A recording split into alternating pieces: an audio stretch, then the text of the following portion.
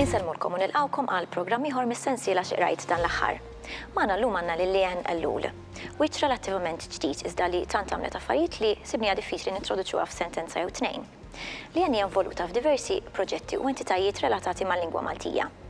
Hija parti mill-Kumitat tal-Għaqda tal-Malti Università, hija parti minn KUL, Tallem il-Malti, rebħet il-Premju Francis Sebejer 2013 bidram Marriċ Immur u rebħet ukoll il-Konkors Kidba Żgħażagħ 2014 organizzat mill-Kunsill Nazzjonali tal-Ktieb u l-Aġenzija Żgħażagħ bil-manuskritt Gramma li issa ġie wkoll ippubblikat.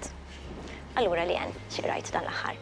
Tajjeb, ġement ma nkunx qed naqra ħaġa waħda, ma iktar minn ħaġa waħda fl-istess ħin.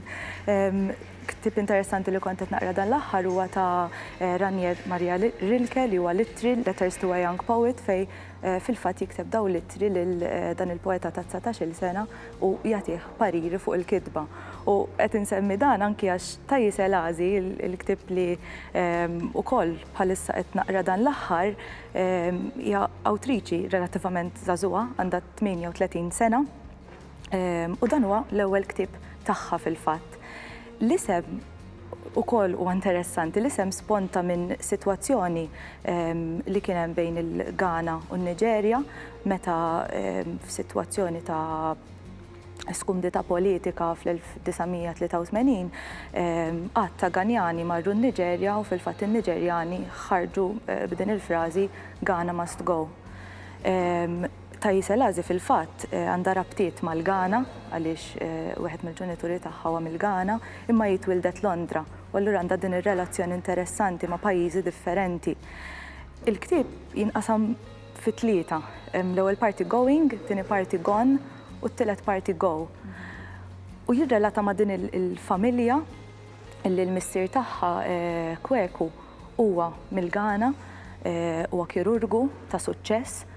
U l-familja tiegħu, il-mara tiegħu Fowla, it-tifel il-kbir Olu, it-Tewmin, Kehinde u Tajwo u żgħira Sejdi. U ktib li jitratta relazzjonijiet ta' familja bħal kull familja oħra, ġifieri hemm is-sigriti tagħhom, hemm ir-relazzjonijiet tagħhom flimkien. Imma huwa ktib ukoll li jmur lil hinn minn hekk għax jevalwa din ir-relazzjoni ta' din il-familja li hija mill-Ghana imma tmur lil hinn it-tfal kollha jagħmlu suċċess kif wara kollox hu l-isfond ta' Tajji. Jitwildet Londra, hija mill-Ghana, fil-fatt titqis lil annifisha bħala ċittadin tad-dinja biex ngħidu hekk. Fil-fatt ukoll wara ta' dan il-ktieb hawn l-essej tagħha Bye Bye Barbar illi fih ippopolarizzat it-terminu Afropolitan għaliex hi proprju tiddefinixxi lilha nnifisha b'dan il-mod. Li għandu straordinarju dal-ktieb mhux ktieb perfett fis-sens hemm id-difetti tiegħu biex ngħidu hekk, imma li għandu straordinarju huwa r-ritmu. Jiġifieri dal-ktieb insiba diffiċli ħafna biex naqrah kważi b'vuċi hekk mingħajr vuċi speċi nkun irrid nimxi nżomm ir-ritmu naqra b'vuċi ftit għolja għax ir-ritmu tiegħu huwa straordinarju l-mod kif tinseċċi s-sentenzi, il-pass mexxej tiegħu iżommok taqra ħafna.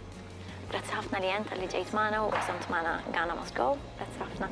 U nirringrazzjaw lilkom ukoll tal-li segwejtuna. Narawkom il-ġimgħa d-dieħla fl-istess ħin. Sadattant aqraw Arnit fa' kuljum.